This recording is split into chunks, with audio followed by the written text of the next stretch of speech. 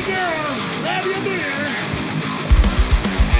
Hey everybody, this is Charlie from Anthrax, and you are listening to today's Boondoggle. This is Mark Metcalf, and you are listening to today's Boondoggle with Bailey on Domain Cleveland Radio. You are listening to today's Boondoggle with Bailey on Domain Cleveland Radio. Yes, Kato Kalin listens to this all the time. Welcome to today's Boondoggle. Now here's your host.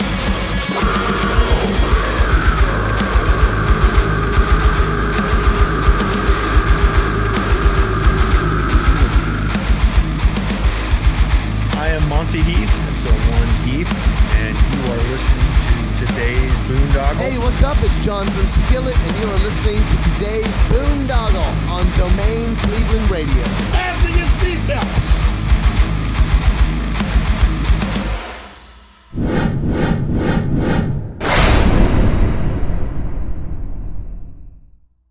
Incarceration Music and Tattoo Festival is back July 14th through 16th at Ohio State Reformatory with Slipknot, Limp Bizkit, Pantera, plus Full Beat, Megadeth, Lamb of God, In This Moment, Highly Suspect, and more. Passes on sale now as low as $10 down at incarceration.com. Incarceration. So come and get it, get it. What's going on, everybody? It's Bill Bailey with today's Boondoggle. And real quick housekeeping note, if you're watching us on YouTube or Rumble or BitChute or Odyssey, please hit that follow and subscribe button. And if you're listening to us on Spotify or Apple or Google or any of the podcast platforms, please hit that follow and subscribe button. Help us build up our numbers so we can continue to bring you conversations like the one I'm about to bring you today. Speaking with the ladies behind the Camp Punksylvania Music Festival. How are you both doing? Good. How are you? A little hectic today, but like I said before I got here, I'm managing. I didn't want to miss this because I was excited to learn more about it. I've seen, I get the PR reports and stuff like that, and I've heard of your festival before, and I think I've actually had some friends play it in the past, but I wanted to know more about it. And then also being a father of two daughters, it's awesome to when women are taking the helm and taking charge and running things and making shit happen. It's really it's motivational to me, but also I love sharing this kind of stuff with my girls.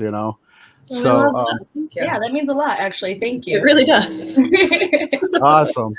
So yeah, I was reading a little bit about your backgrounds and stuff, and I want to get into all that, and then what led to the festival and everything. But originally, when I have people on, I like to hear, do you remember originally what did you want to be when you grew up? When we were 5, or I wanted to be an astronaut. I wanted to be a ballerina. Nice. Well, we're not even close to that, but that's not okay. even a little bit. It's all right. They could add maybe a ballerina set to some punk music or something down the line, and people dress up in spacesuits or whatever, but and then when do you guys remember when you discovered your earliest influences for music? I got into it. I was young. My family owned a pizzeria growing up, so I was constantly in the back listening to everything that they had going on there. I used to steal their CDs and stuff. So I got into it at 10 years old. I'm only 30 though, so it's not that long for me. It's been a wild ride though. What about you? So I have always liked punk, but my music taste is wide. So when I was growing up, I would listen to literally everything from Mozart to Metallica. I played violin, saxophone, piano, all of that shit in high school, and was just really starting to come into the scene in my adult years. And I'm absolutely in love with the scene and in love with everything punk community and everything. Nice.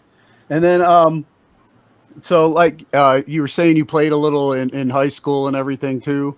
Well, yeah. So I played the violin for 11 years, and I still play it a little bit. I just don't do it like with a group or anything.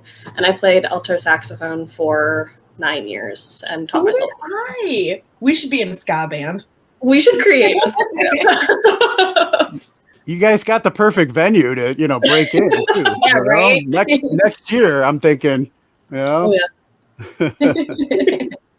And I don't know if you remember the movie Revenge of the Nerds. That was I'm a little bit older, but there was like an awesome they did an awesome set that involved a violin, so you guys can kind of make it punk and rock out, Hey, you never know.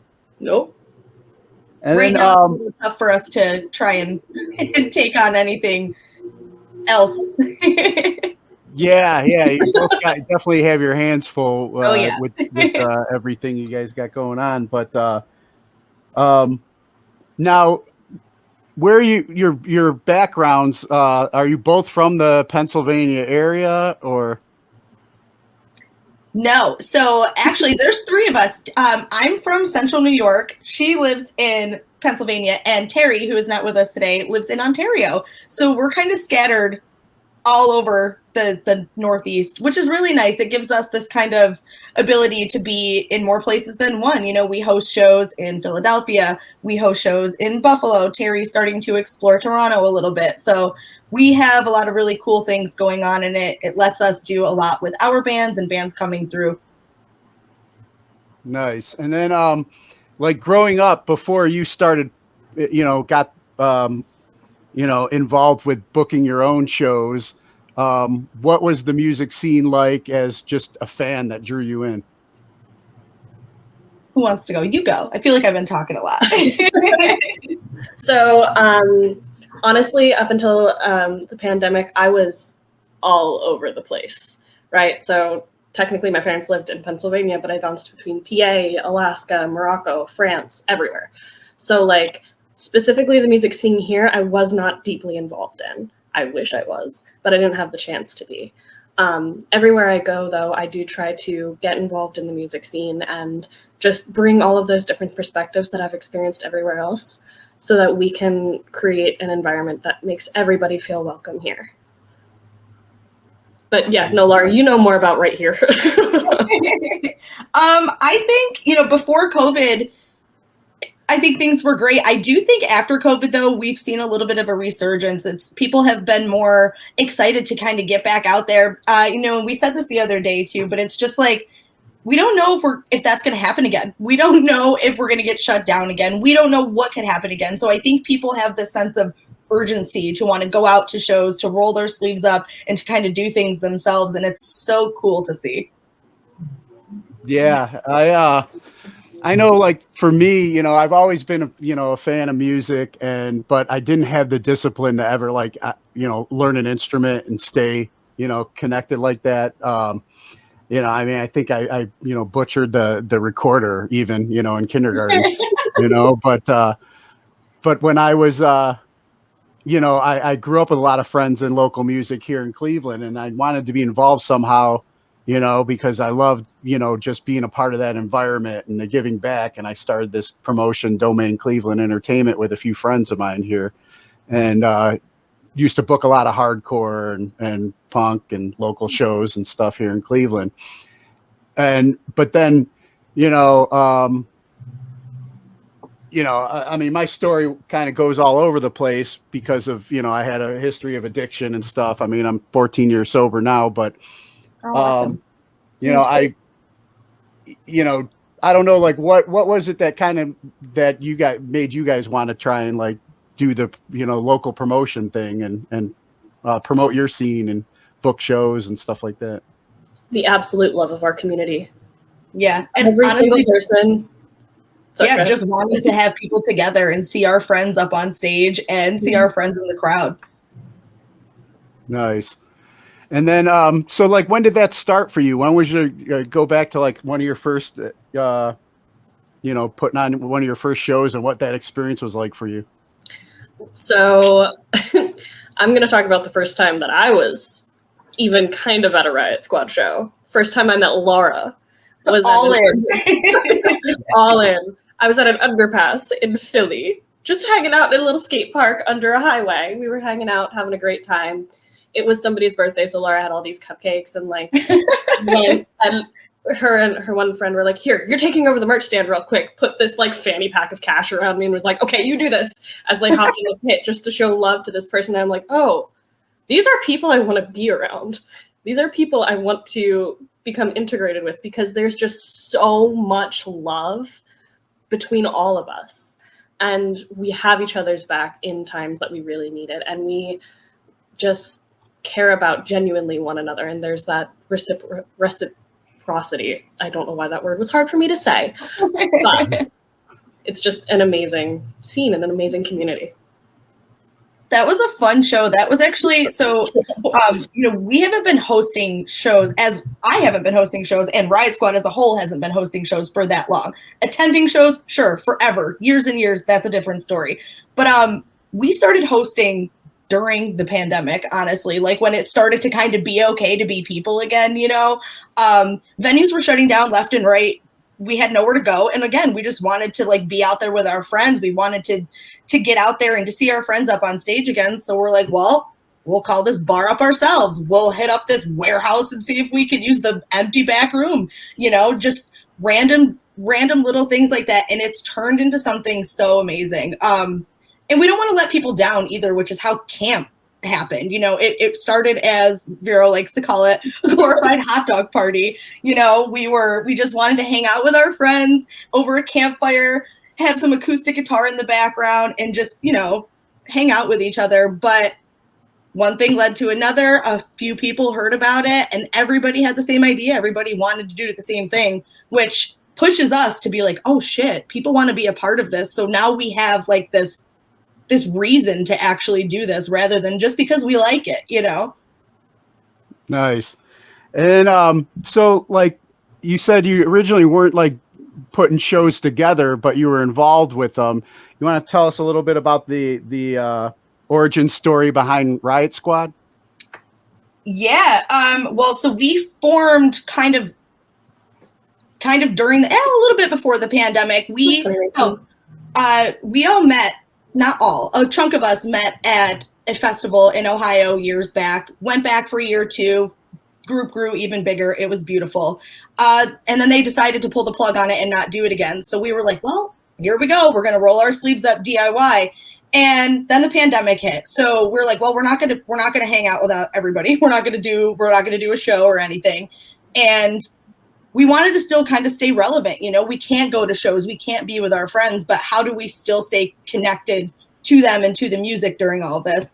So we started putting out, it was called Sunday Spin. It was like a little podcast, YouTube series kind of thing where we just talked about good music that was coming out and what we're listening to. And, people started to kind of follow along and listen to that. And then when we were able to come out of the pandemic a little bit, we started taking these bands that we're listening to and we're like, hey, let's play this venue together. What do you guys think about this? And not knowing, who to use promoter-wise or anybody that is going to even look at small bands like us, because that was the reality of it after COVID is Live Nation is not looking at you. So you have to do it yourself. Yeah. And now we're here. Nice. Yeah. And then, I was reading up on your backgrounds. Now you said, you started, as a kid, you kind of got into music, working at your family's pizzeria shop and stuff like that. But you went on to do, go to school, get graphic design and business management degrees. And then you own your own restaurant as well. I did actually. Yeah, it's been a little over a year now that I have, since I've closed the doors there, and it was the best thing I've ever done. But it was a cool experience. Yeah, so that was kind of like a family thing. You grew up around that. Yeah, I mean, my whole life, gosh, as long as I can remember, that was my dad's thing, and I used to go in on Saturday mornings with him, sit in the office, and then I'd go downstairs when the crew got in and what's this? What's that? And I'd bug them until their ears would bleed. But the cool thing is a lot of them were punk rockers. I remember this one guy, and he was great too. He came to my first punk rock show with me, big, huge orange mohawk. And I always thought he was the coolest motherfucker I'd ever seen. I was like, that is cool. That's red. He's covered in studs. He's got chain wallets, like, and he's blaring this wild stuff from the stereo back here. And I would go and I would, like, in their little CD binders, they each had their own, they'd bring out of their car, and I'd go and pull stuff out of them every day. And I'd bring them home and I'd fall in love. So it was a cool gateway for me. And then I just I got handed the restaurant once my dad got sick, and I was like, well, this is a no-brainer. It's all I kind of know how to do, and it's right here. I found my own location for it. I kind of bought a bunch of equipment from him so he could go do his thing, and I ran it for about 10 years. And I don't know, probably about 7 years in, I realized, like, this is suffice thing, but it's not making me happy, you know? And I started doing Riot Squad and heavily going to shows again. And I decided last year, okay, we're done. Yeah, you know, I know, like, growing up, you know, like, I guess parents are always, they want, like, the safe thing for their kids, you know, but it's not always our passion. Like, for the longest time, I put off my passion with wanting to promote bands and get into the music scene, you know, because, you know, well, everybody works at Ford around here, you know, you got to go work at Ford to get provided nice, you know, or, you know, I worked at UPS for a number of years, you know, you got to provide a nice living for your family and all that stuff. But it's and like, that every was day you're punching in, it feels like you're leaving a part of your soul outside, you know? Yeah, I mean, I was doing fine. You know, I had everything that I needed. I was able to, like, go to shows and stuff, so I can't really complain. But, like, it wasn't that fulfillment, you know, where I wake up now every day. I work strictly in events, which is awesome. It's where I wanted to be, you know? So I wake up now and I'm like, all right, what do we got going on today? And then it's so funny to even call Camp and Riot Squad like a passion project now, because it has turned into a full-time, not paying job. So but there's a fire lit under my ass every morning now. I want to do this. I want to check my emails. I want to talk to these bands. I want to go and execute these shows and meet new people. So there's always something to look forward to. It's not like I'm waking up every day saying, oh, great, I get to go and sell sandwiches to people who are going to complain about the price to me, you know? I found a hair in my sandwich. Can I talk to the manager? Man. You know? It was in the area that I was into. It's an orange mohawk hair. Yeah. Yep. Wasn't the best for me, but, you know, up and out. Yeah. But so now you're doing, you know, you're kind of, but that whole time you were going to school for what? Graphic design and business management, kind of learning. Yeah, well, so I went to Pratt Institute actually for fine art and illustration, and I actually didn't get anything done. I didn't go to school for business management. That was all kind of handed down to me, thankfully, until later on. But I ended up getting sick with a brain tumor, so I had to medically withdraw from school. I kind of put everything on hold, and then when I came back, it was like I didn't have time to go back into school. I had no money. I was poor, so I just was like, all right, we're working 70 hours a week now. And I did that until I was absolutely miserable. Gotcha. And then, now, how do I pronounce your name? Vero? Yeah, Vero. It's Vero. short for Veronica, and you can call me Veronica if that's easier. Oh, Veronica. All right. That's the punk version of Veronica, Vero. Because I was going to, well, that answers that other question, because I was like, that's kind of a unique name. Like, how did that mean?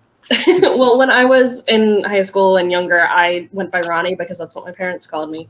But then I spent a lot of time abroad, and in Spanish, it would be pronounced Vero, and in French, it's Vero. So I was just like, I'm going to keep it the same across all languages. Nice. And then, you know, I was reading a little bit, I mean, and as you shared being, you know, studying abroad and everything, you had a background in international relations. You do a lot of community advocacy as well. Yeah. So let's talk a little bit about that. Like what drew you into that?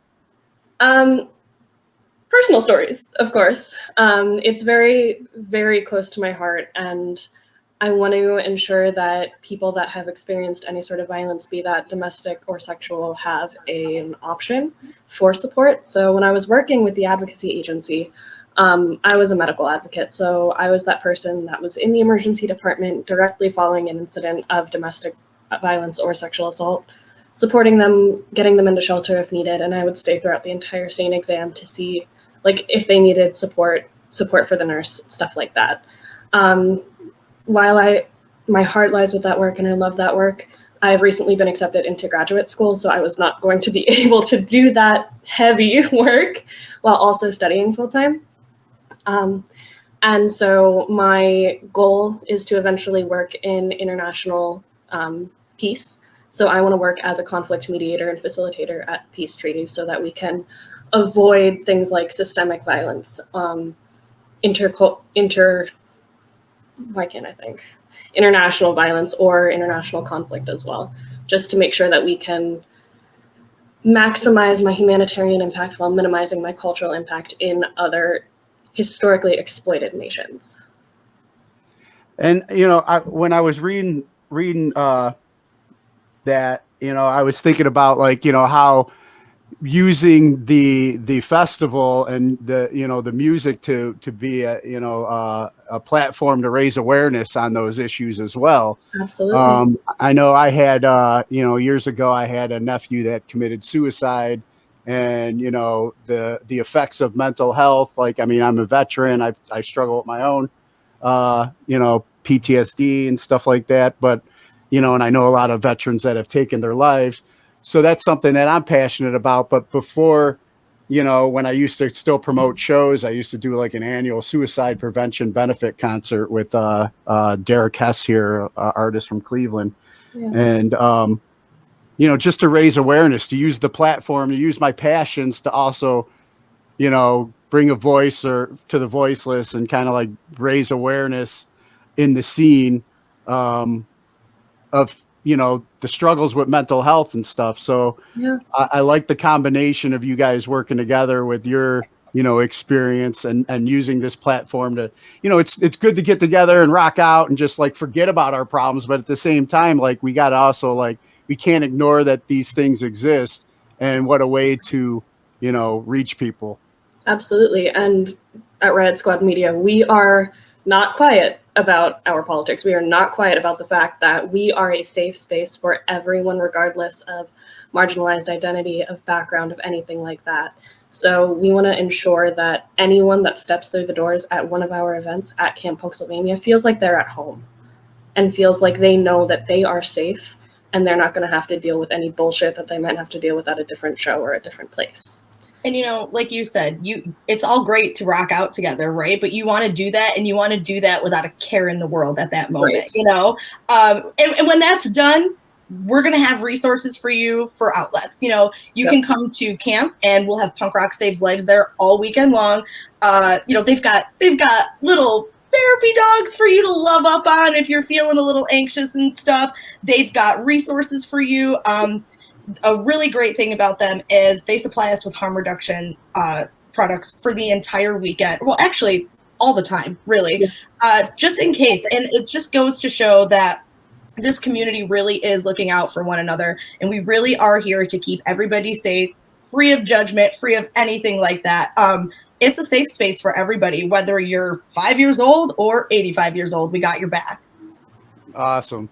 Yeah, I remember one of my, when COVID came and we were all locked down and there was all that uncertainty, am I going to be able to go to a show again? It's I've been, there's this community, this family atmosphere when you see the same faces at the local venues, all the time. And then, you form these bonds with these people.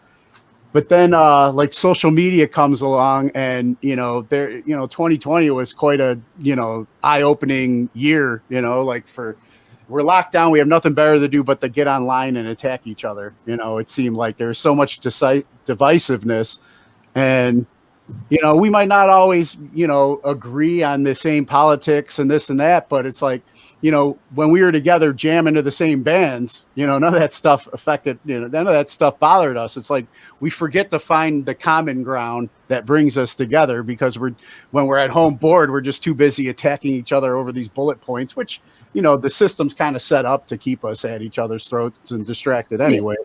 That's the thing. If we can get people to come together over music, over your love, over a certain band, and you guys can then sit down and have a civilized conversation and, maybe see each other's side of things. That's one of the goals that we have, is to make sure, again, too, that people are together and that they're just talking.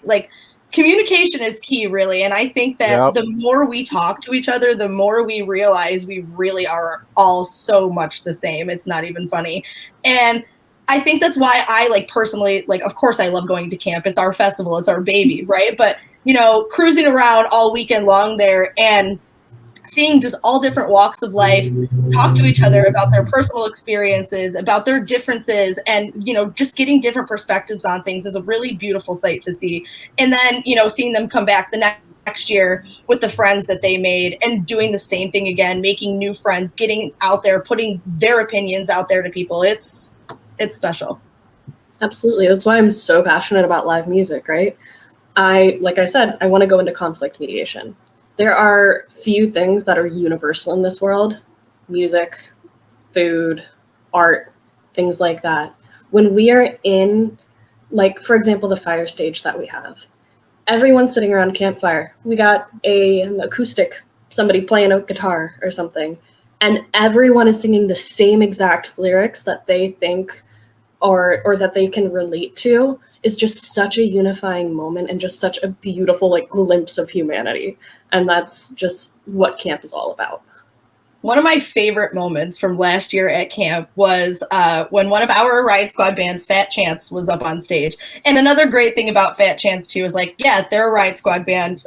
You know, we do a lot of things with them. But one of their members is a key part of our team. You know, he runs sound for us. So without him, like, what do we have? We can't really execute that. So Fat Chance is up on stage and all of us are in the crowd for this. And they go into their song Worthy.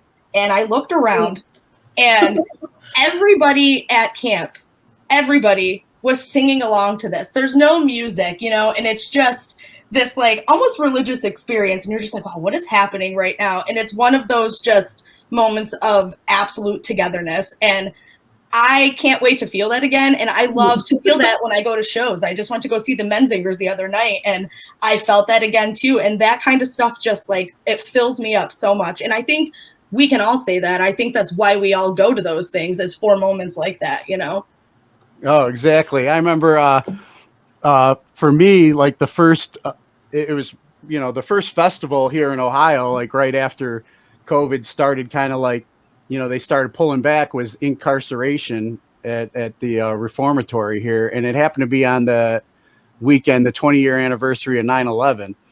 And, you know, after being, like, locked up and just, like, everybody's just, like, you know, like I said, kind of at each other's throats, I was like, man, I'm going to go into this and see some people I haven't seen in a while.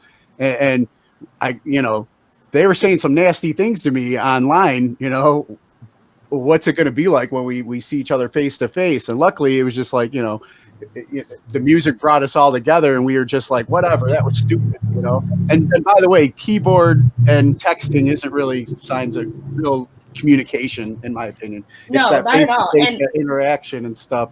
But, you know, they had somebody come out, they did something, you know, like it was pretty wild. A lot of people were letting loose. They'd been locked up, you know, and there's metal bands and they're just going off and letting loose, having a good time, you know. But then when they came across the over the intercom saying, you know, we'd like to have a moment of silence for everyone we lost on September 11th, man, you could hear a pin drop, you know. And then this young lady from a local band came up and she sung the national anthem, and people, like, standing up, you know, hands on their hearts, you know, the taking their hats off and stuff. And, you know, being a veteran, man, that was pretty emotional for me, man. I had tears running down my face. It was just like, it was like all this bull crap we just went through. And it's just like, we're all still, you know, part of the same family here, you know, and it meant a lot, you know. And it was like being at a retreat after being locked up for so long, I wasn't getting, like, massages and foot rubs and stuff, but it was like, you know, it was like quite a fulfilling retreat. I think that's why live music is so important too. You know, it just goes back to, like, it's that barrier that we need to kind of see the other side of things with people, that lets us say, okay, maybe you aren't so bad. Maybe we can coexist and maybe we can figure things out together. And to watch it happen all the time and all across all different genres is also, like you said, it's universal. And it's one of the very few things we have that is universal. And it's something as so simple as that. Like, like Frank Turner says, something as simple as rock and roll can save us all, and it's so fucking true. It really is. Yeah, I agree. And emotional. Yes. Very and then, emotional. I wanted to talk, so this is like, this is going to be the third year that you guys have done this then? Yep. It's our third year. It's our second year in this location. In this location. Okay. But let's talk about the first time, when the idea even sparked that you guys were wanted to do this, go share that process of how that came to be with the audience. Yeah, well, again, it just goes back to just straight DIY. We all were hanging out at this festival in Ohio at Legend Valley. It was awesome. We went back year 2, did the same thing, and then they didn't announce it again. So we were like, well, one of our friends has a big, huge plot of land in her backyard. Like, what if we just have a few bands play, like our friends' bands, and we, have some hot dogs and some beers, and we just hang out. And we were talking about this on social media, right? Because as one does.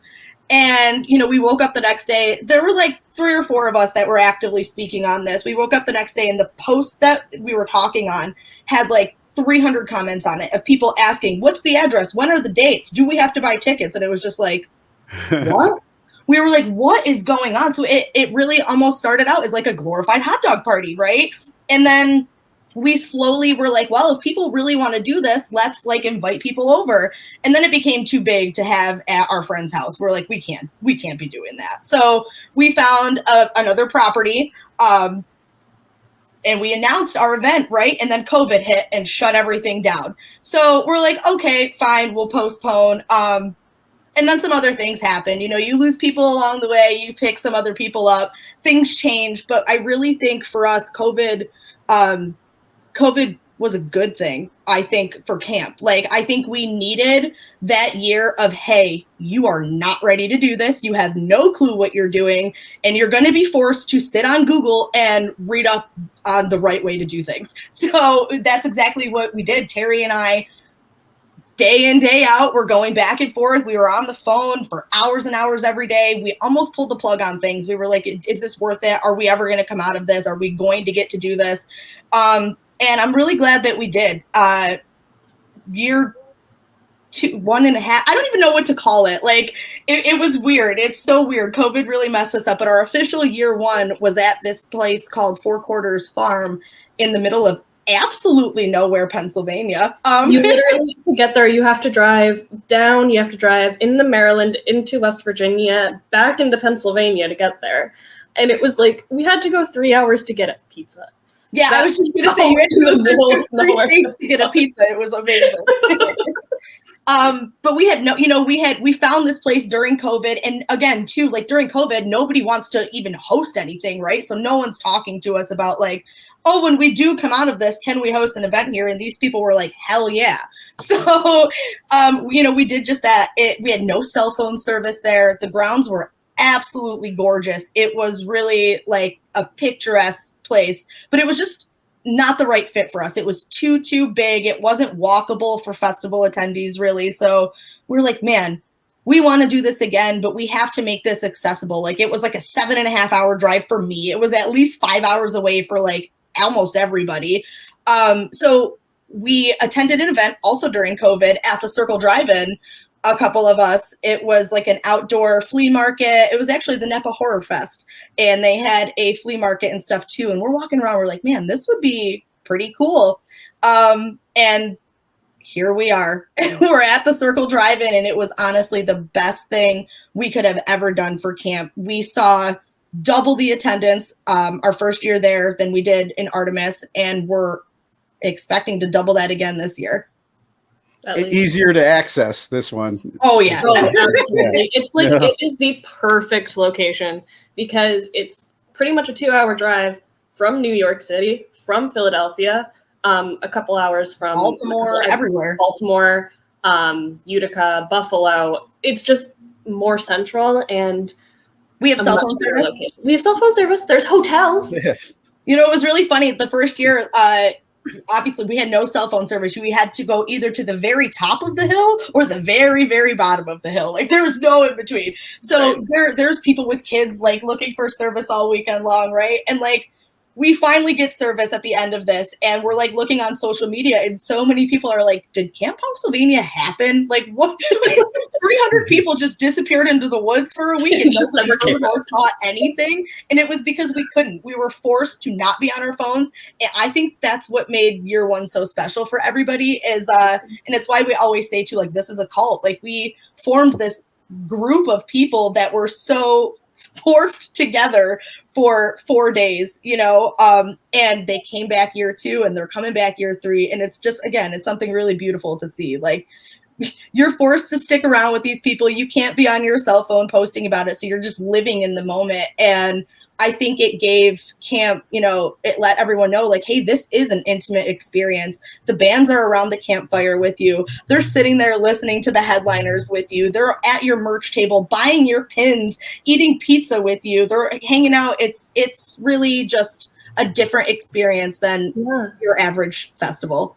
And like, that really, really set us up for the rest of our like culture and the rest of our just environment. Because even last year, we were much more centrally located. We had cell phone service. Not everybody was on their phone all the time. It was amazing. Yeah. We had like the third day on Sunday, it poured. It was horrible. We could not have it outside. So we decided that in that moment, we were going to move everything. All of the bands, the equipment that we needed, all of the vendors, all of the attendees across the highway to the basement of a Days Inn. And so everybody that attended last year got to see Guttermouth shirtless on like a 6-inch stage in the basement of a Days Inn. And that is what camp is all about. Just making sure that like, these are bands that we have loved and seen growing up, but they're also just people. Lauren and also like, it just goes back to like the D.I.Y. thing. We're going to do whatever the fuck we have to do to get this show going for the people that are here. Because we're going to be damned if we let anybody down. Absolutely. But it's just bringing everybody, I don't want to say like back on the same level, but just like, oh my gosh, these are humans. And they like the same stuff I like, and we have the same passions and interests. And it's just really cool to make that human connection with these people that we've looked up to our entire lives. Yeah, you know, like, it's so cool to go and see these bands up on these huge festival stages, right? But, like, it's even cooler when they're screaming in your face and when they're in that pit with you and when they're up until 5 a.m. stealing your guitar and your booze out of your cooler. Yes, ma'am, we're talking about you. It really does just humanize these bands, and it makes it a little more magical, I think, for people. You know, we had this 7-year-old there. Was he 7, 6 or 7-year-old? He's 6 or 7. He's a blast. He was great. We had this little kid there last year, and just to kind of see him falling in love with the scene was amazing, you know, and to see him going around and like meeting these people, like literally meeting Sam from Get Dead, joking around with him and stuff like that. They're giving him patches and stickers and stuff. It's so wholesome, and I think it's cool when you can see those people and they're doing these things right with you rather than like they're too good to kind of come and talk to you after their performance. Right. They're getting back in their tour bus or whatever. Like, Mephistopheles tried to play a second set. Yeah. And like, that's the thing too. You know, and it's I think it says something when everybody's ready to go back to those DIY roots, no matter how like big and successful they are. And it's awesome. Because that's what it's all about, and that's how this all started for everybody. Right. Exactly, yeah. And then, so this year's is going to be September 1st through the 3rd at the infamous Circle Drive-In Theater. Once again, what have you guys learned? Has there anything that fans that were there last year can expect differently this year, or any, changes? We're going to say the same thing. Showers. Yes, there's going to be showers. Better showers. Showers. Yes. It's just going to be bigger and better. I know that sounds like so cliche or whatever, but like our market has doubled. More than doubled. We've got tons of like interactive activities. There's a massive weekend-long scavenger hunt with some wild prizes. Every day somebody will get picked at random to take their GA pass, and it gets turned into a stage side pass. So it's like, hey, you get the full experience for just being here, you know? Yeah. And that, again, too, it's just what it's about. Like, we want to make sure that there's a fair shot for everybody to do everything. And that's why, like, you're able to come just one day, you're able to come all 3 days, you're able to get a GA pass, you're able to get a ridiculous pass if you want it, you know? Like, the world is your oyster at camp. You can sit in the woods in a tree all weekend and eat hot dogs if you want, or you can be slammed on the rail from noon until 2 a.m., you know? Yes. And, well, that's the thing. Even after 10, there's not really a rail either, because we move everything to our fire stage, which is also an amazing, like, fun experience, because it's just going back to when, like, I don't know if y'all ever went to summer camp, but you're just chilling with your homies around a campfire, and oh, look, Escape from the Zoo is playing like 2 feet away from us, and we're just gonna sit around and eat s'mores and roast marshmallows, which is just so much fun. And then also just the bands that we have this year, like, we're gonna get there. The first song is gonna start playing of the weekend, and the tears will not stop until Monday, because these are bands that Laura, Terry, and I, and a lot of the punk scene have looked up to since we were children. And the fact that we created this thing is just so humbling and, like, amazing.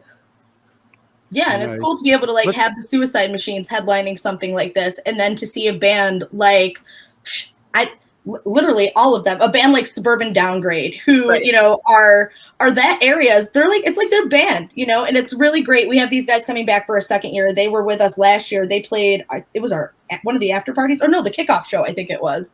But they're coming back on our main stage this year. And I think it's just cool to just watch these bands continue to grow each year too. And to say, like, hey, do you guys want to play along with the Suicide Machines? They're like, are you fucking joking? Like, just for us to be able to say that to people is just so wild. Every day I wake up, I look at our lineup, I listen to the playlist, I talk to these guys, and I'm just like, what? Am I going to wake up at any point? Like, is this really my real life? Am I really doing this? And it's so cool that it's real.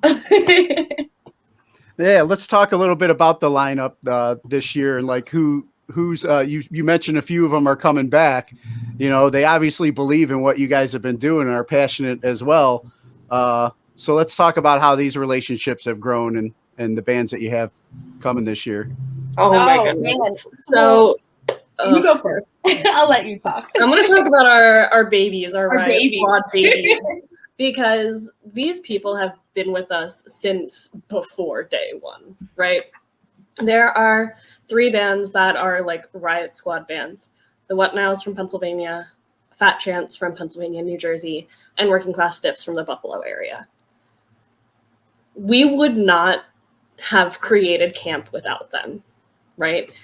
Our first year, people from the What Nows helped us with sound. We were able to get the production equipment that we needed through one of their stepdads, and they were able to run it. Love Rick, such an amazing angel. Yeah, shout out Rick, we love you. Rick, come back. And then, like, also year 1, Working Class Stiffs, one of the guys is an electrician and literally built our power supplies for it so that we could actually run it. Those power supplies fuel our market now at the Circle Drive-In. So without bands like this, and you know, Fat Chance, their drummer is our main sound engineer. So like without these guys, what are we doing? And it's just so humbling to be able to see them. Right. And even through that connection with, his name is Kyle. He is a golden retriever angel. He works for a company called Kester Productions, and they're our stage sponsor. So we were able to make that connection. Without Kester. Nope. So without these people, without Kyle. Exactly. Without all of these bands supporting us and seeing the potential in Terry, Laura, and myself, we would not have been able to do this. And we are so beyond grateful for all of them. And so they are playing our lineup, and they will all be on Saturday, the same day as the Suicide Machines. Well, and also, like, they're all ska bands, so it just makes sense.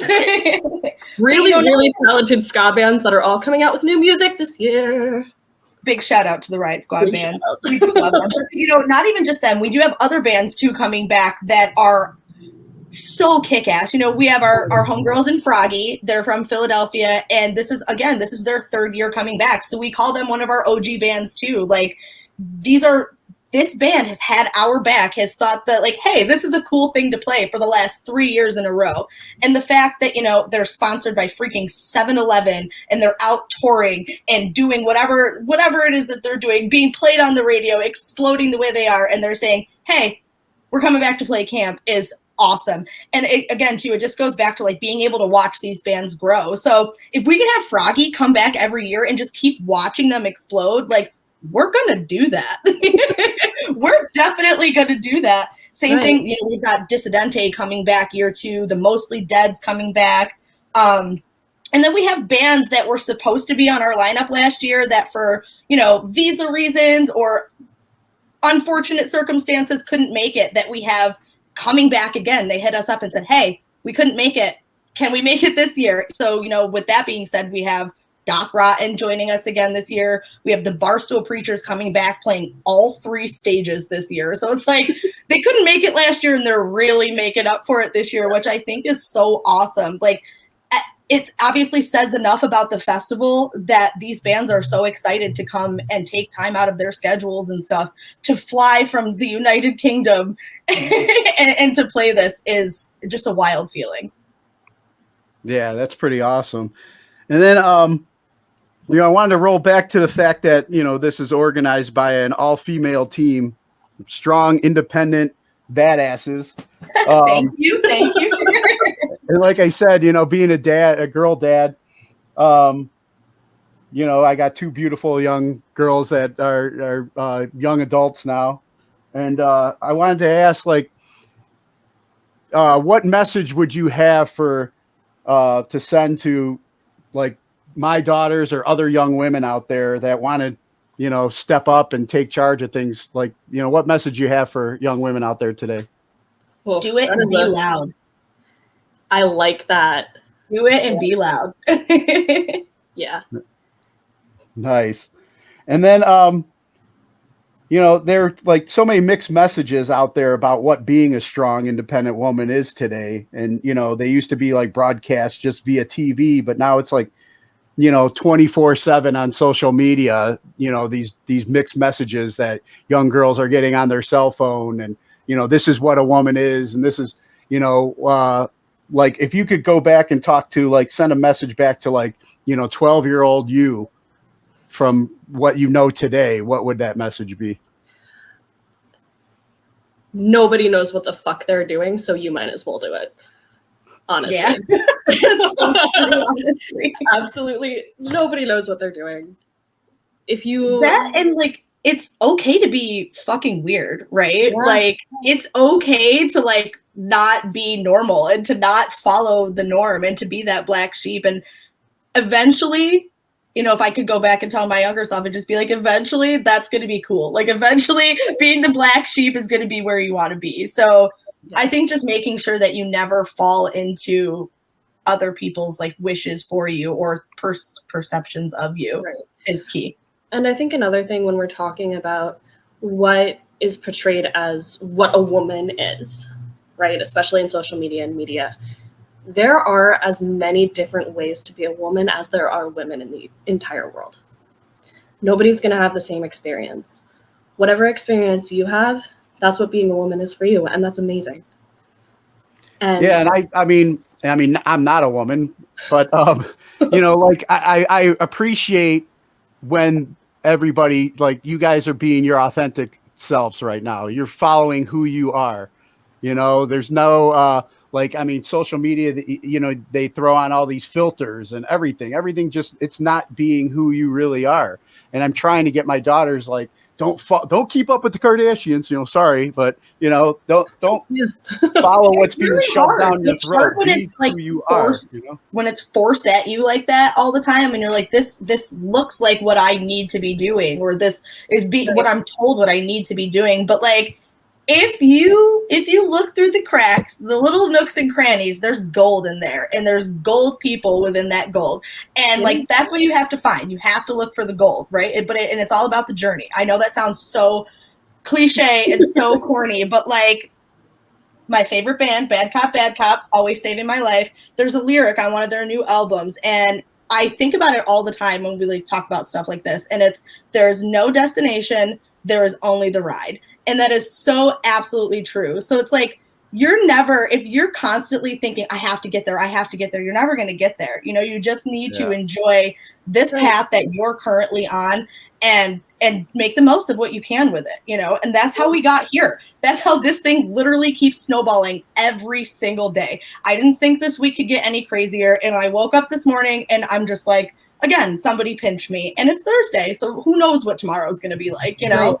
Right. And another thing, as somebody that is solidly Gen Z, it's so hard. I'm only 25.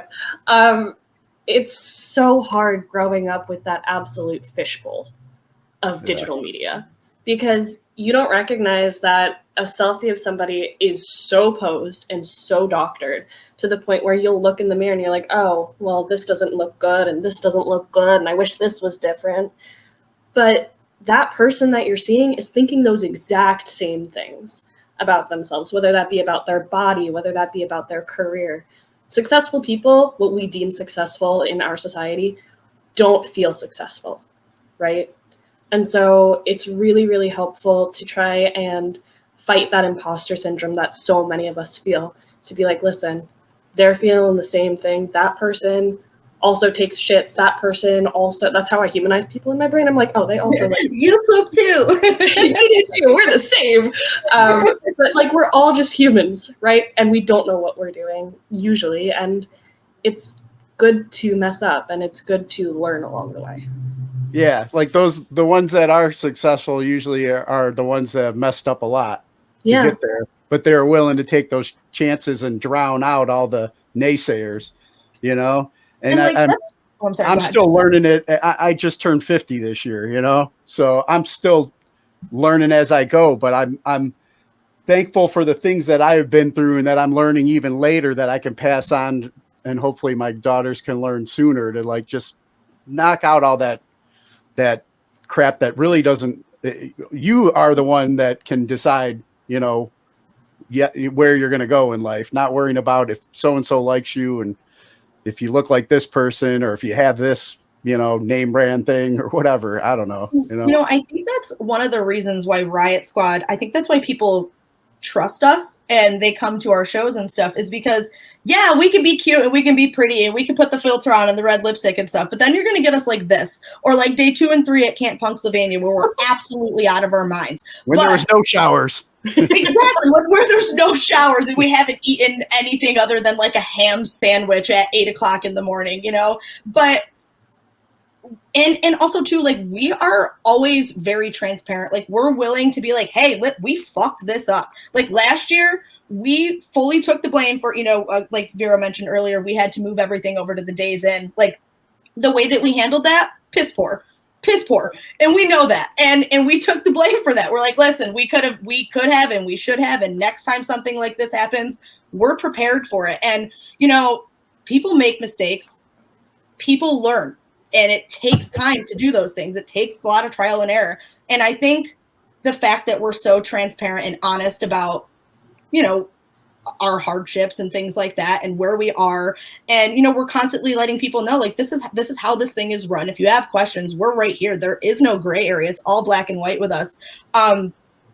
It allows people to kind of put their trust in us, and it also allows us to continue growing too. Like, we don't have that view on ourselves like, hey, this is what Riot Squad is and only what it is. Like, if you ask us what Riot Squad is, we literally have no idea, because it's constantly changing into something every single day. Like, we are essentially trying to be like this hub of love for people. And it's really cool because it's not only attendees that see that authenticity and want to be there with us, but also like big bands too. Yeah. We are already planning 2024 and y'all are not ready. But we're not ready. We are not ready. You're not ready. It's going to be great. But the fact that we are getting people that have been around for longer than I've been alive is absolutely wild. And it's because they see that we are authentic and that we have our hearts in this work and we have our soul in the community. And we want to make sure that everybody feels that and everybody feels like we said earlier, like they're just safe and can rock out without having to worry. Yeah, and if we don't know something, teach us or or help us figure it out. You know, like we don't know everything. We never will ever claim to, and we're never going to take on something that we can't. But bet your ass we're going to figure out how to do it for the next time somebody asks us, and we're going to do it with flying colors. Yeah, and speaking of 2024, you know, I've got adult ADHD, so I'm like all over the place. But I already thought about your band, you know, when you guys start your our little our violin and saxophone ska band. Saxophone band around the campfire. It'll be called Kum Ba Ska. Oh my god! You know what? I'm surprised that's something Berg has not. I honestly am too. We already got one of our tech guys and one of the guys in the What Nows. They really want to start this band called the Scottish Assassins. So maybe they'll make an appearance at some point. Nice. But I think Kum Ba Ska around the fire would be. Oh hell yeah! Love that. So for 2024, people, look out. Start practicing on the side now. Before we get ready and wrap up here, I wanted to ask you some of the questions I normally ask my guests that I have on. And we talked a lot about like learning and you know, not always knowing, you know, but figuring it out. What is a class that you feel should be mandatory before graduating high school? Healthy relationships. Yeah, that's a good one. And I really feel like we need to have like a mental health class in some way, shape, or form, like a behavioral. I don't know. It's just not ever pushed when you're younger to like think about things as you grow up of like what triggers you, what makes you upset, and how you can like work through that. I think that stuff is so important. It shouldn't be stuff that like we only have our taking care of like when we feel like it's an issue for our children, you know. It should be something accessible. Right. Before I started in the medical advocacy, I was a community educator with the same advocacy group. And one of the things I did was I taught between 800 and 1,000 children each week, and we had a curriculum on healthy relationships. And that looked like talking about what empathy is, how to recognize when somebody, even though they might not verbally be saying no, they're saying no with their bodies, that they don't want to do something, and how to take that no and not become violent with it and just accept it. And these are things like developing empathy for people, reading body language, learning how to communicate in healthy ways and face conflict in healthy ways. These are things that extend past romantic relationships and just our society in general. And if people knew them, everything would be like much more peaceful, and just it'd be easier to come to creative solutions for complicated problems. Yeah, absolutely. If stuff like that was more easily accessible for people of all ages, and we had, you know, the right tools to handle these things, like I would love for my 6-year-old in school right now to get a little bit of that every day in school, and he doesn't, you know. And that's obviously we can't expect teachers to do literally everything, but if that was a wish question, that would be our answer. Yep. Yeah, like I was in my in one of my AA meetings yesterday morning, and we were talking about, you know, how much, you know, utilizing the 12 steps of Alcoholics Anonymous has changed our lives. And it you know, it doesn't, you don't have to be an alcoholic to incorporate like the 12 steps in your life. You know, it's like, it's always keeping like short accounts of where you screwed up at the end of the day, you know, and how you can immediately make amends, how we stuff we get rid of the ego, and we, you know, humbly look at, okay, talk about things that trigger us. Well, why am I reacting this way to what that person said to me? What in me do I needs addressed? You know, what do I need to work on still? Yeah, you know, and just talking about mental health, you know, being able to talk about it, you know, it's good to be able to, you know, like I'm in a meeting full of men, and we get in there, and when we're hurting, we're able to, you know, we share our emotions and cry, you know, which isn't popular out in the world, but, you know, it's just like, who cares? hey, It's great to so important though. And that's where like a lot of the issues, the domestic violence background comes out. That's where so many issues in our society stem from is the fact that a lot of men and even the internal masculinity in women, like, we don't feel comfortable enough being authentic or being like, hey, dude, I am not okay right now and I really need your support. Is that okay? Are you in a place where you can support me? And if we had the ability to magically overnight make our entire society able to emotionally regulate in healthy ways and communicate in healthy ways, so many issues would be solved.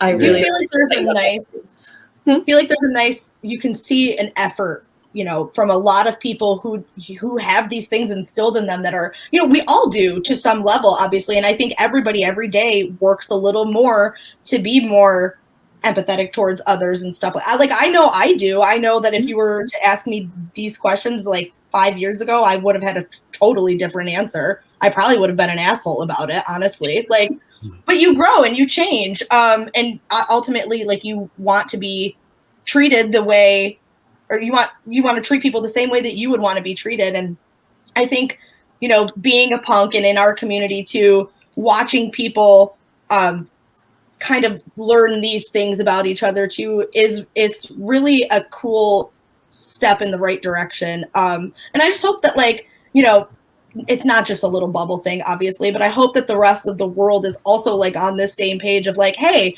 how can I be a little bit better to you? Right. It's really as simple as it is. Like, how can I just be a little bit better to the person next to me? Nice. And then I want to ask, I always love asking this one, but 3 people who've inspired you or you can credit for making you the person you are today. Huh.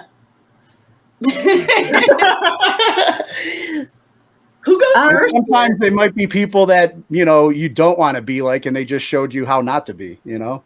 Yeah. Okay. So I actually had to write a very similar essay when I was applying for graduate school. One of them is a person that did harm to me, right? And actually continues to this day, do harm to me. And from those incidents, I know that I don't ever want to make anybody feel that way. And I want to make sure that people that are also going through similar things have a safe place with me, right? And I can provide options for different ways of safety and healing.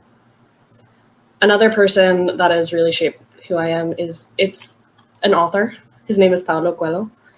He's a Portuguese author, not Portuguese, he's Brazilian, speaks Portuguese. His work is the closest thing to religious I will ever get, because it talks about how everyone is interconnected. And it talks about how you have this like inherent fire and passion in yourself, and being able to find that and find a way to harness that to make other people's lives better and to just make the world a little bit of a better place has been incredibly transformative in my existence.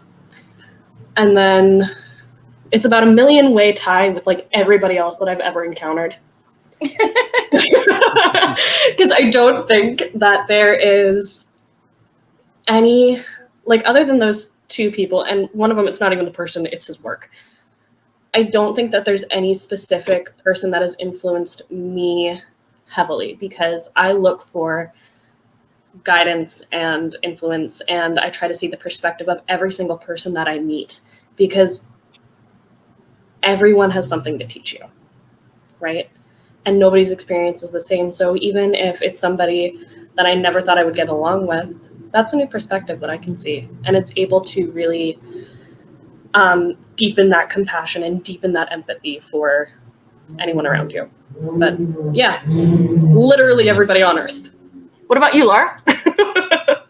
So I want to say both my mom and my dad, but for very separate reasons. My mom has just been by my side, sometimes too much, my whole life, you know, and I know that no matter what, she will always be there. Like I said, sometimes it was like, oh my God, this woman. But then other times it's like, where's my mom? And she's always gives me, whether it be her point of view that makes me say, whoa, hey, I need to think about something really quick, or her just being my rock, she's there, and I do have her to thank for just about everything. My dad taught me a lot about trust, and we're going to just leave it at that. And then the third one, again, it's not just one singular person, but I will give the biggest shout out to the band Bad Cop, Bad Cop. Lyrically, musically, artistically, everything, and right down to them as individual human beings. Since I first heard that band, since I first read a lyric, I was like, man, they're so fucking cool. But then, diving in, going down the rabbit hole, figuring out what they're about, reading more into their lyrics, getting to know them as people, they're just huge influences on me. The way that I view things now has changed. The more I listen to their music, the more, my outlook on things expands. And I am forever grateful for that. And I'm always, any mood that I'm in, if I'm in a funk, that's what I put on. And that's what kind of gives me some inspiration. And I strive to be as genuine and as golden as they all are through and through. So they're huge influences on me. So there's 4. Nice. And then any causes or organizations that you support and encourage others to check out? Punk rock saves lives. Punk rock saves lives. Nice. Absolutely. Absolutely. Hands down. And I'm going to give a shout out to our new friends. We've been big fans for a while, but we actually just connected this year with Women of the Pit. And, exactly what they say they are, women of the pit. It just, hey, we are women. We love this scene and we can do this just as good, if not better. And they're constantly highlighting badass chicks in the scene. Chicks in the pit, all sorts of stuff. And again, too, while we're at the shout outs, we'll give one to Mabel Syndrome too, because without them, I don't know that me getting into punk when I did would have been as comfortable. I was able to say, hey, I know this group Mabel Syndrome, and right then 20 girls would be like, oh, hey, you're safe here. It's just a group for women to get together and be around each other in the punk rock scene. And again, too, that's what we do. So to have those same ethos as those people are huge to us. And those are groups that have been by our side since day one too. Punk Rock Saves Lives and Mabel Syndrome. And I hope that, I'm sure Women of the Pit will be rocking with us forever. They're fantastic. Nice. And then any message that you have for our military members currently serving overseas? Thank you. Like through and through. Thank you. I really don't know what else to say to that other than thank you. Well, it sounds like you got the event that most veterans will appreciate. No showers, camping out. We have showers now. The showers are there this year. Well, to be fair, we did have them last year. They just were not the best. It was like a dressing room curtain and a bag of water that got warmed up by the sun. Nice. So they're better this year. I was hoping we were going to talk about the bagged water. That's definitely DIY right there. Oh yeah, well, and that's the thing. Our shower truck last year fell through last minute, and we were like, we told people we were going to have showers. What do we do? So we went to the camping store and we bought camp showers because it was literally strung up to a tree. Yeah, we are not women to break our word, so we had bagged showers. Hey, which it is what it is, right? And it kind of takes you back to like when you did the first year when you didn't have cell phone service. Sometimes you got to get rid of the things that we take for granted to really appreciate the moment, But ladies, thank you so much for your patience with me today and your time. And if there's for people that are new to hearing about Camp Punksylvania and Riot Squad and want to know more or how to get involved and stuff, where would you send them? camppunksylvania.com or any of our social medias. We are Camp Punksylvania on Instagram and Facebook and technically TikTok, but it's not that great yet. We also have Riot Squad on those platforms as well. Yeah, and we are super active on there. You're going to get one of the three of us every single time, and we answer very quickly, and we're hilarious. So follow us and shoot us an email, say hi. You can get all those fun updates, literally, like Vero said, right on our social medias, and tickets right on our website. Awesome. Thank you again. And I may have some bands from the Cleveland area to send your way for 2024. So I'll have them absolutely. reach out to you. Submissions will be open in the fall, probably November. Okay. Sounds good. Thanks again for your time, and great success for this year's event.